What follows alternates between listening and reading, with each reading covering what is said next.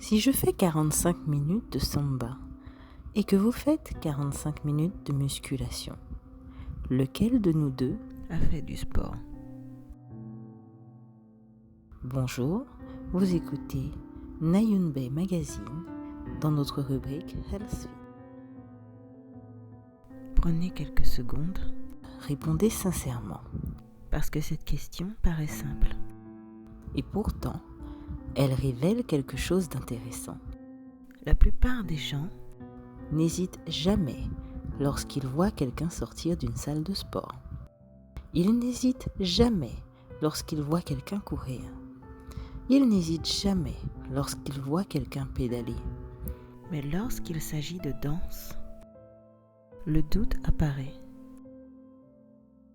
Comme si le mouvement devait être jugé différemment. Comme si l'art pouvait effacer l'effort. Comme si la beauté pouvait faire disparaître le travail. Pourtant, le corps ne fonctionne pas comme cela. Le cœur ne connaît pas la différence entre un danseur et un sportif. Les poumons ne connaissent pas la différence entre un danseur et un footballeur. Les muscles non plus. Et c'est exactement ce que nous allons explorer aujourd'hui. Pourquoi la danse reste-t-elle encore sous-estimée comme activité physique? Pourquoi certaines personnes continuent-elles à penser que danser est une activité physique mais pas sportive?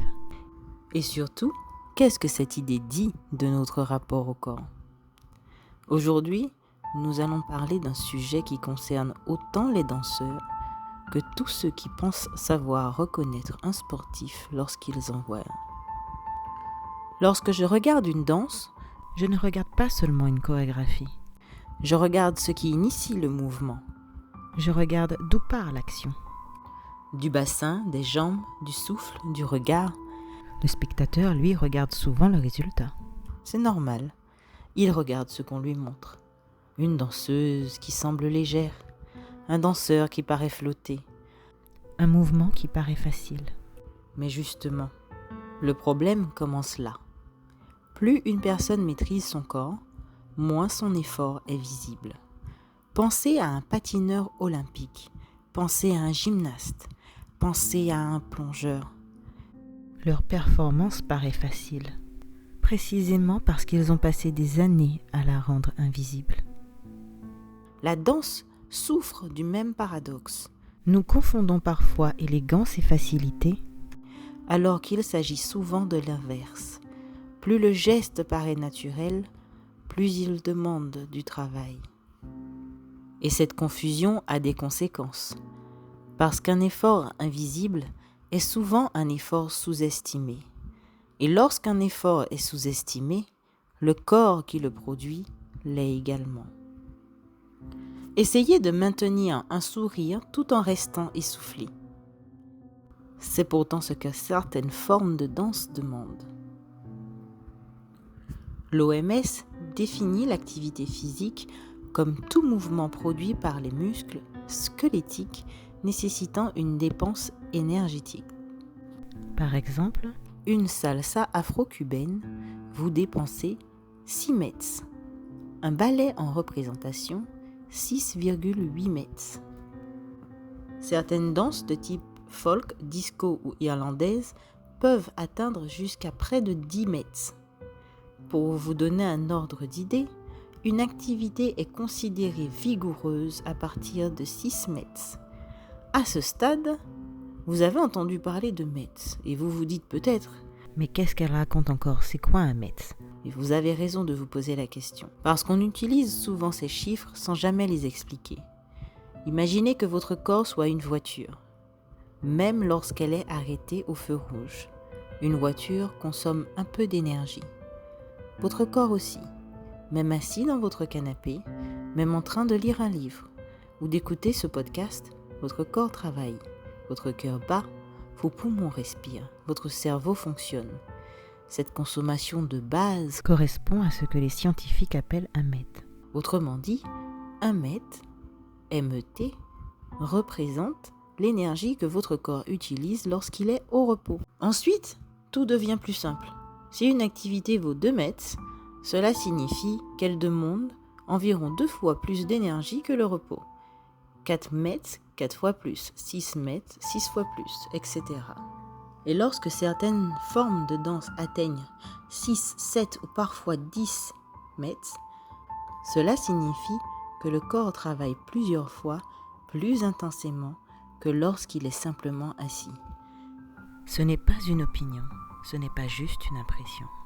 C'est une façon de mesurer l'énergie dépensée. Les scientifiques utilisent cet outil pour comparer différentes activités physiques. Et c'est précisément pour cela que l'outil de mesure est intéressant, parce qu'il permet de comparer 1 heure de danse avec 1 heure de marche rapide, de vélo ou d'autres formes d'exercice. Le corps, lui, ne se préoccupe pas de savoir si vous êtes sur une piste de danse ou dans une salle de sport. Il regarde simplement l'énergie qu'il doit produire. Donc, certaines formes de danse entrent directement dans la catégorie des activités vigoureuses. Imaginez 1 heure de répétition, pas un spectacle, une répétition. Refaire le même passage, encore et encore, jusqu'à ce que le corps produise exactement ce qui est demandé par le chorégraphe. Le cœur, lui, a déjà compris que nous parlons d'effort. Jusqu'à présent, nous avons parlé d'effort, nous avons parlé de respiration, de dépenses énergétiques. Mais il existe une autre manière de mesurer l'intensité d'une activité physique. Cette mesure est beaucoup moins scientifique et pourtant, elle est souvent beaucoup plus parlante. Cette mesure, c'est ce que l'on risque de perdre. Prenons un instant pour réfléchir. Lorsqu'un pilote de Formule 1 est victime d'un grave accident, le monde entier comprend immédiatement ce qui est en jeu. Lorsqu'un footballeur se rompt les ligaments du genou, les médias suivent parfois sa rééducation pendant des mois. Lorsqu'un boxeur prend sa retraite après une blessure, personne ne remet en question la réalité de son sacrifice. Mais lorsqu'un danseur se blesse, pourquoi avons-nous souvent l'impression que l'enjeu est moins important ? Pourtant, la danse se vit exactement dans la même réalité. Son corps, celui du danseur, est un outil de travail.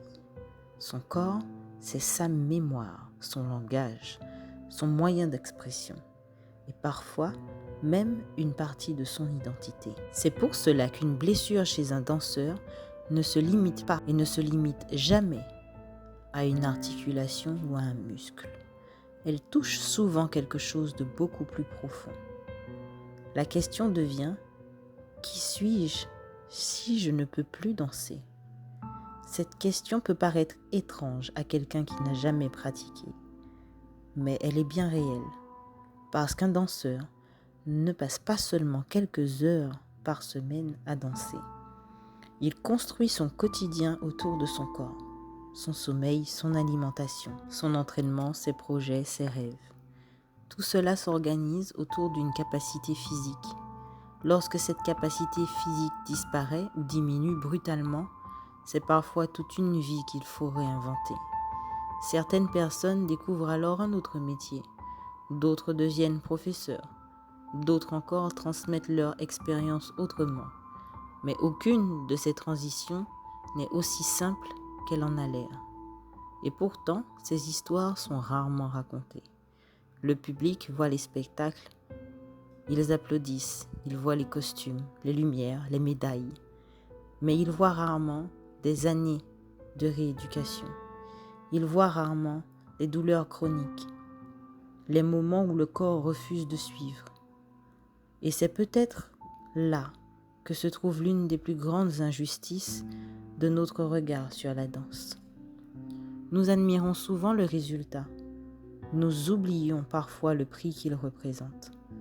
Cela ne signifie pas que tous les danseurs souffrent. Cela ne signifie pas non plus que la danse est dangereuse. Comme tous les sports, elle peut être pratiquée de manière saine et équilibrée. Le problème n'est pas la blessure.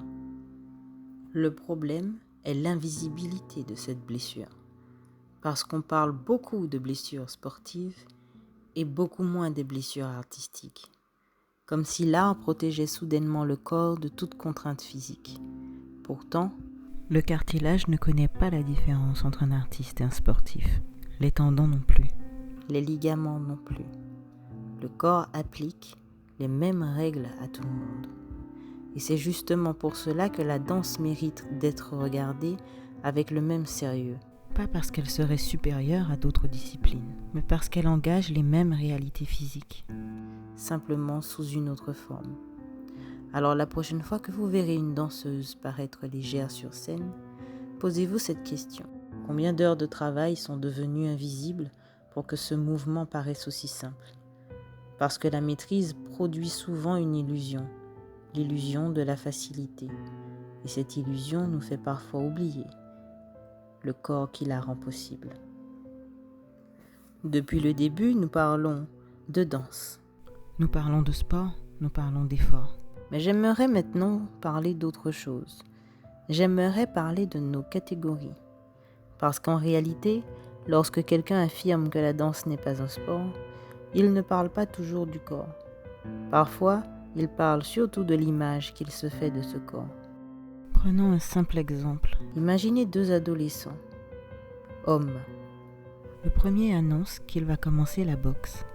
Le second annonce qu'il va commencer le ballet classique. Très souvent, les réactions autour d'eux ne sont pas les mêmes. Pourquoi ? La quantité de travail est pourtant immense dans les deux cas. L'engagement physique est réel dans les deux cas. La discipline est réelle dans les deux cas. Alors pourquoi les réactions changent-elles ? Parce que nous n'évaluons pas seulement une activité. Nous évaluons aussi ce qu'elle représente dans notre imaginaire collectif. Pendant longtemps, certaines activités ont été associées à la force, d'autres à la grâce, certaines masculines, d'autres féminines. Et ces associations continuent parfois à influencer notre regard, sans même que nous nous en rendions compte.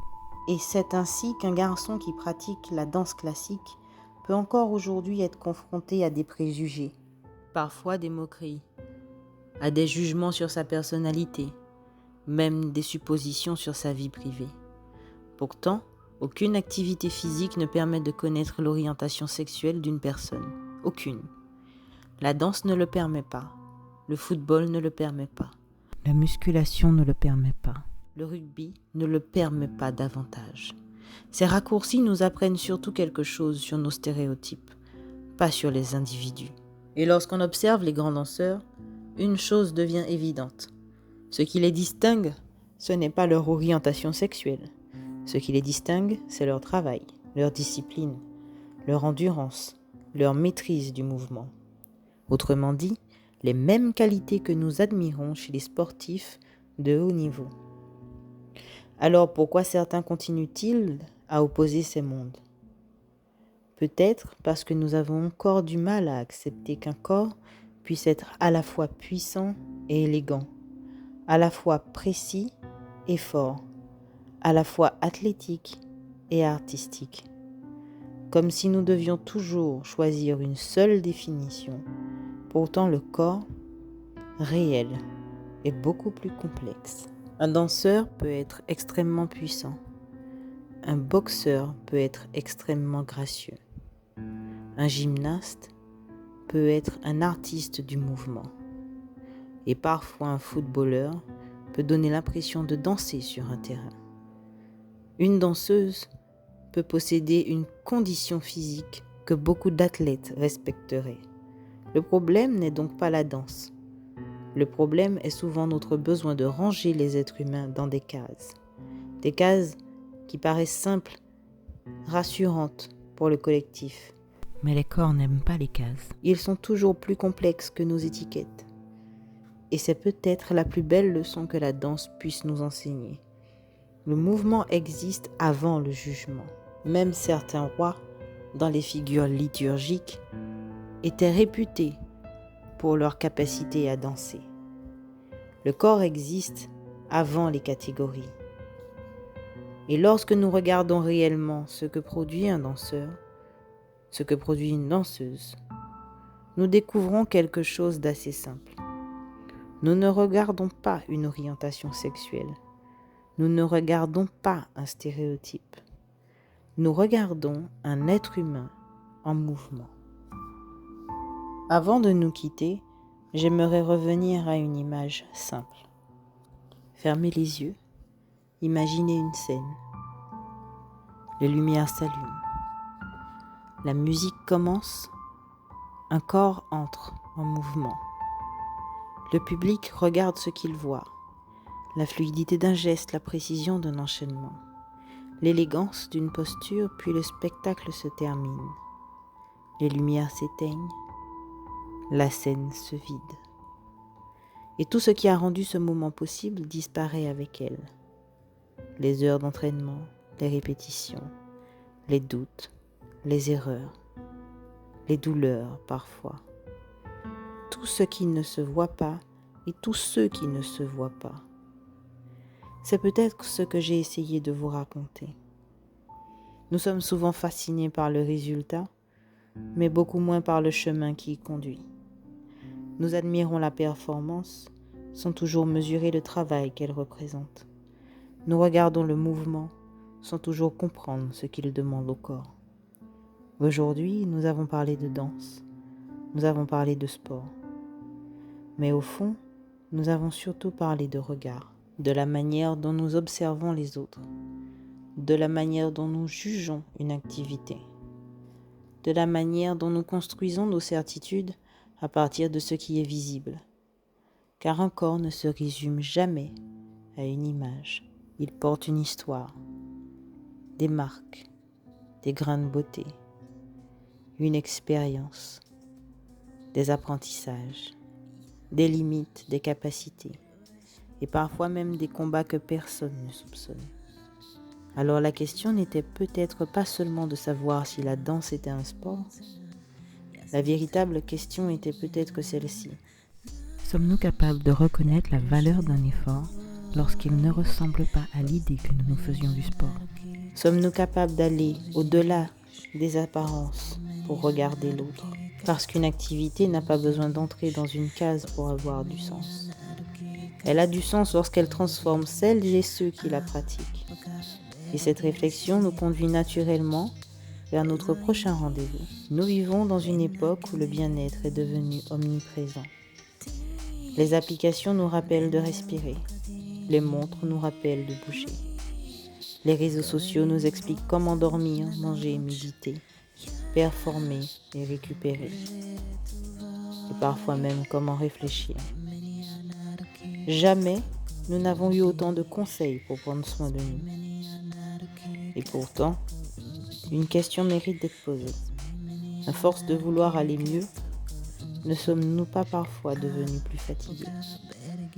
À force d'optimiser chaque aspect de notre existence, avons-nous oublié ce que signifie simplement vivre? Le bien-être moderne nous soigne-t-il réellement? Ou finit-il parfois par devenir une nouvelle source de pression? C'est la question que nous explorerons ensemble lors du prochain épisode de Health Fit.